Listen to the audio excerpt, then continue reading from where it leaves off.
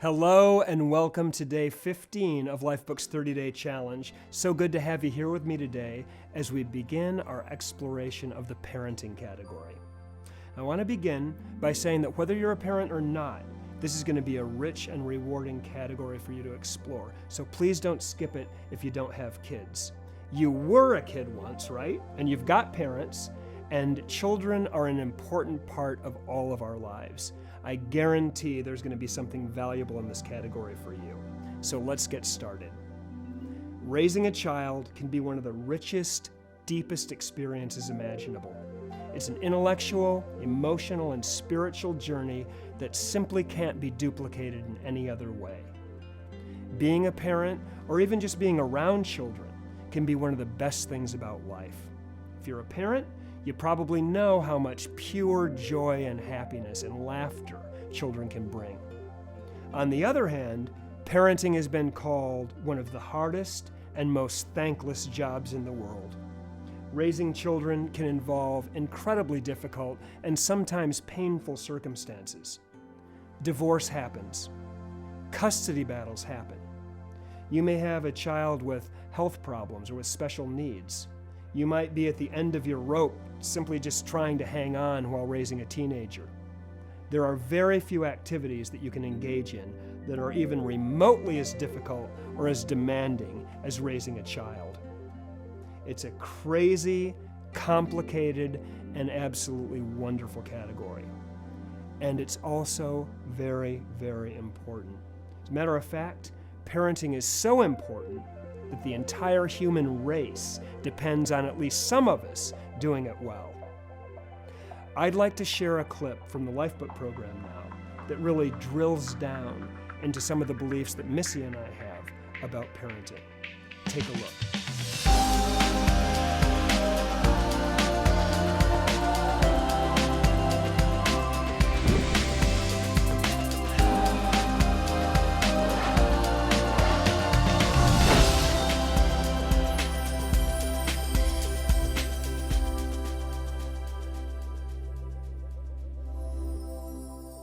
Being a parent is an awesome responsibility.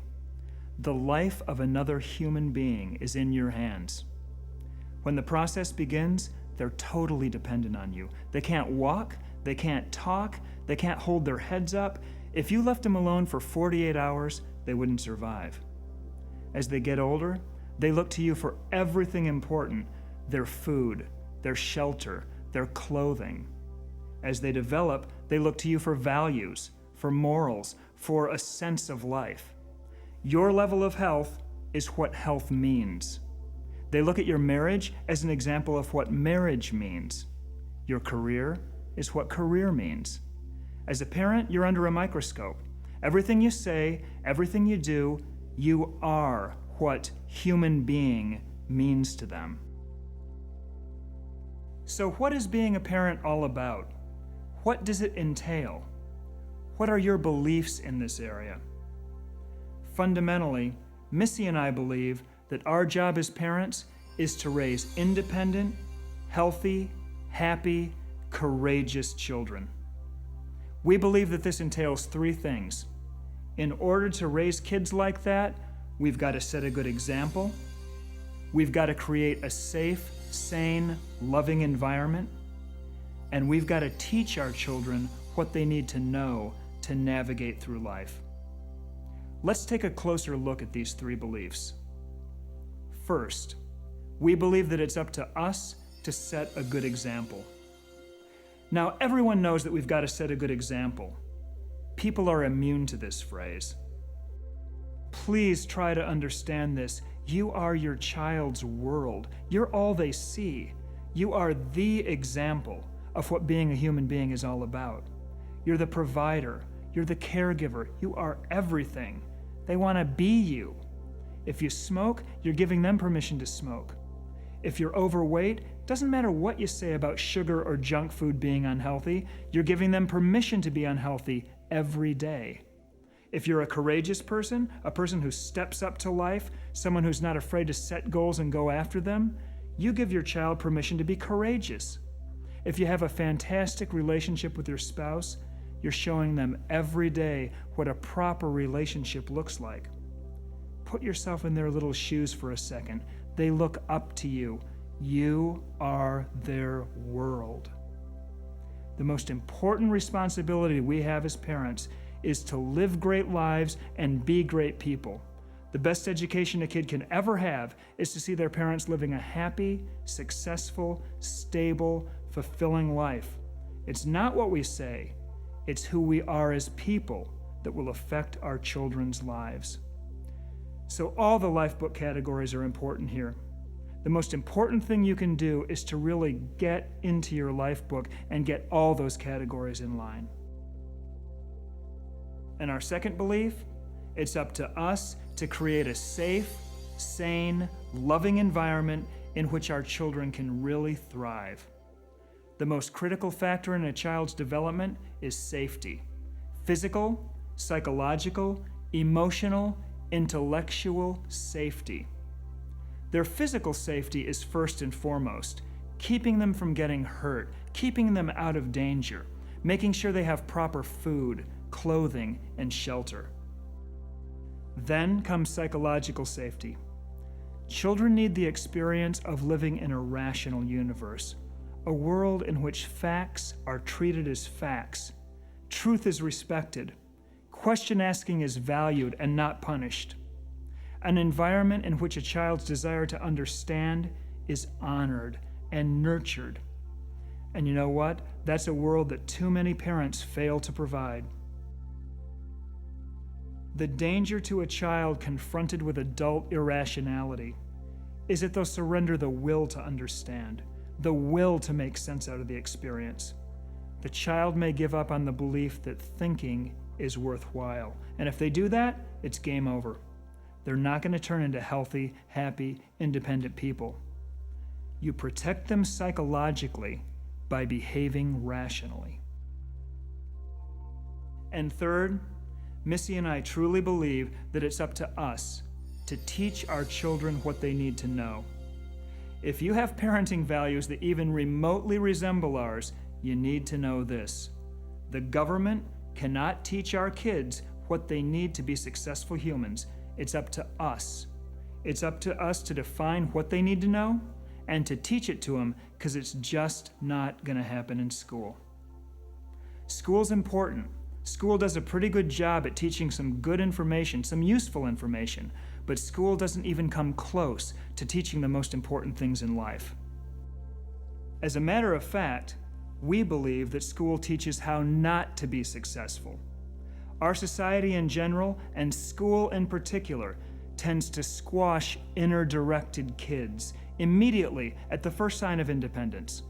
Kids are taught to follow without questioning and to go along with the rules. They learn at a very early age not to challenge the teacher or suggest unusual ideas.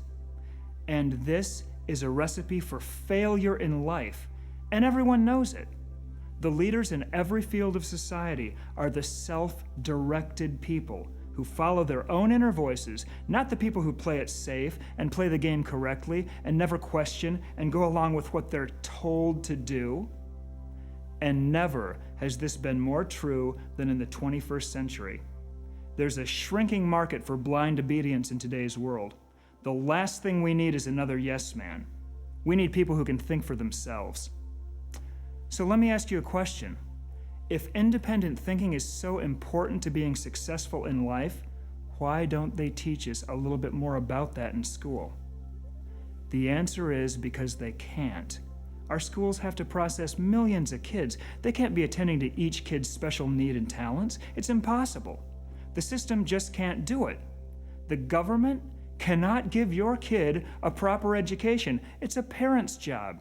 It's always been a parent's job, and it always will be. Here are some things we want to instill deeply in our children that they don't teach in school. We want to teach our kids how to think, not what to think. Kids are taught the lowest level of thinking in school, how to regurgitate information. Kids are not taught the basic principles of logic. They're not trained to recognize logical fallacies. They're taught next to nothing about reason, rationality, and the importance of critical thinking. Can you imagine school teaching kids how to think critically, how to question everything? It just wouldn't work. The quality of their lives will be based to a huge extent on their ability to think in a high-quality way. And this is just not overtly taught in school. They got to kind of pick it up by osmosis. They've got to learn it on their own. Well, we want to teach our kids how to think. We want to teach our kids how to set their own goals and create plans to achieve those goals. This is one of the most important skills we can ever teach them. It's the master skill of success. What teacher ever said to you, what is it that you really want out of life? What things are most important to you? What kind of skills will you need to develop? What will you need to learn? What will you need to do to get those things? They're just not concerned with that because they can't be. They need to make sure that you can find Argentina on a map and that you can add 4-digit numbers and that you can recite the first 3 lines of the Declaration of Independence. It's not their job to care about what you want. It's a parent's job.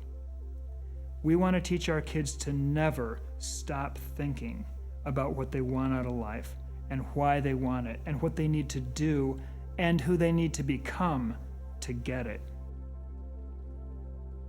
We want to teach our kids about money, what it is, where it comes from, how wealth is created, and what it can do for you and the people around you. And school doesn't even try to address this issue. We go to school for 15 years or more, and we learn about geography, algebra, geometry, biology, chemistry, history, sociology, literature, music, computers, art, phys ed. We learn home ec, for God's sake. We learn how to make muffins.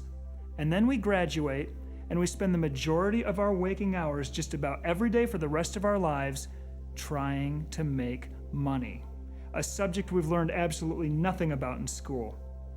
I'm going to say that again because it's so bizarre and it's so unbelievable. We go to school for almost 2 decades and we learn about everything but money, and then we graduate and we spend the rest of our lives trying to make money. We're going to look at this craziness when we dive into career and finances. If we don't teach our kids about the creation of wealth, no one will. You can be sure of that. We want to implant the fundamentals firmly in their brains so that they'll have the opportunity to be financially successful and have abundance in their lives. We want to teach our children about the world through travel. It's one of the most important ways that Missy and I educate our kids. We believe that traveling is one of the best experiences a kid can have. It just yanks them right out of their little world, right off of their Nintendo game, and it expands their concept of life on Earth. The rest of the world is not America. If you want to get really thankful for what you have, spend some time in a few third world countries. We want our kids to see that. We want our kids to know that. And most importantly, we want to teach our kids how to live a great life. What does a good relationship look like? What's physical health all about? How do they find the career that's perfect for them? How do they create financial abundance in their life? What's required for their spiritual, their emotional, and their intellectual fulfillment? All the Lifebook categories. And again, it's our example that they're going to learn from, more than anything we can say. They look at our lives, the lives we live, as an example of what's proper to a man and a woman. We want them to live great lives.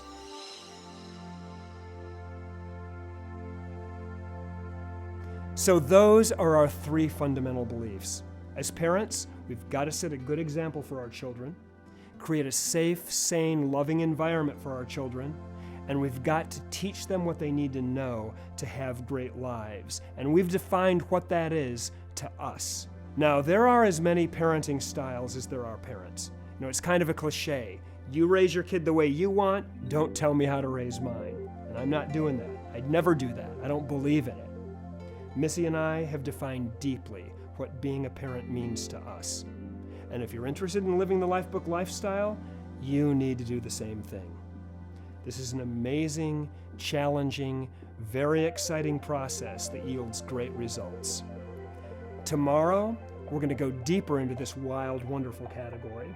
And until then, have a fantastic day, and I'll see you tomorrow as we continue our exploration of parenting together.